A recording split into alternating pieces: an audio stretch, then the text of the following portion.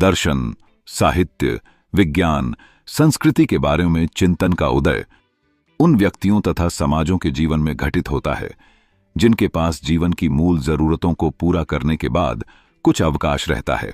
जो समाज अपना पूरा जीवन न्यूनतम आवश्यकताओं की पूर्ति में ही व्यस्त हैं, उनके पास दर्शन, साहित्य, संस्कृति, विज्ञान के लिए चिंतन करने का समय नहीं होता। यदि हम विकास कर रहे हैं तो इन विषयों का भारत में पतन क्यों हो रहा है, यह चिंतन का विषय है। मेडिकल, इंजीनियरिंग, शिक्षा, प्रशासन, हर जगह गुणवत्ता घट रही है। 1000 साल पहले की धरोहर सुरक्षित हैं, पर साल भर पहले बने भवन, रोड, पुल इत्यादि रोजाना रह रहे हैं। विकास की बात करते समय यह विचार करने का विषय है कि भले ही आर्थिक उन्नति हो रही हो, लेकिन क्या हम वास्तविक संवेदनाओं और ज्ञान के क्षेत्र में विकास कर रहे हैं? जैसे जैसे तकनीकी विकास हो रहा है, चिकित्सा, इंजीनियरिंग, शिक्षा और प्रशासन में गुणवत्ता की कमी देखने को मिल रही है। हमें यह सोचना चाहिए कि हमारे शैक्षणिक संस्थान जो हजारों साल पुरानी धरोहर को संजोते हैं, आज क्यों कमजोर होते जा रहे हैं। भव्य भवन और पुल जो कि 1 वर्ष पहले बने थे, आज जर्जर अवस्था में क्यों पहुंच रहे हैं।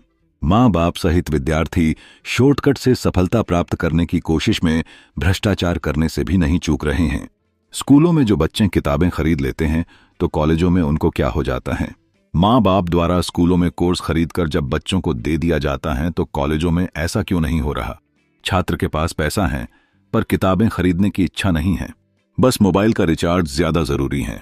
दूसरी ओर विद्यार्थी न तो शिक्षक को चुनौती दे पा रहे हैं ताकि वह और गंभीर रूप से अध्ययन कर सकें, न ही शिक्षक विद्यार्थियों में अध्ययन के प्रति रुचि जागृत कर पा रहे हैं।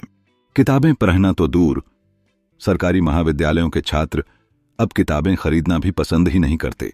या तो हम अपनी जरूरतों में ही इतने उलझे हैं कि इनके बारे में चिंतन करना व्यर्थ समझते हैं, अथवा हमने जीवन का उद्देश्य केवल धन जोद्धना मान लिया है और स्वतंत्र विचार प्रक्रिया के खतरों का सामना करने के बजाय शुतुरमुर्ग की तरह रेत में सिर घुसा दिया है, यह सोचकर कि समस्याएं दूसरों को ही होगी, मुझे उनसे क्या। यदि समाज अपने चिंतन की क्षमता को पहचानेगा तभी हम विकास की ओर सही दिशा में बढ़ सकते हैं। यहां ध्यान रखें कि शुतुरमुर्ग का उदाहरण केवल समझाने के लिए दिया गया है, यह पूर्णतः सही तथ्य नहीं है। चूंकि शुतुरमुर्ग के मामले में अंडे सेने की जिम्मेदारी सिर्फ मादा की नहीं बल्कि नर की भी होती है।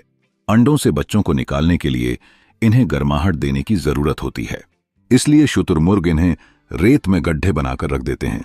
इन गड्ढों में ये सिर डालकर उन अंडों को पलटते हैं ताकि अंडों को हर तरफ से गर्मी मिल सके और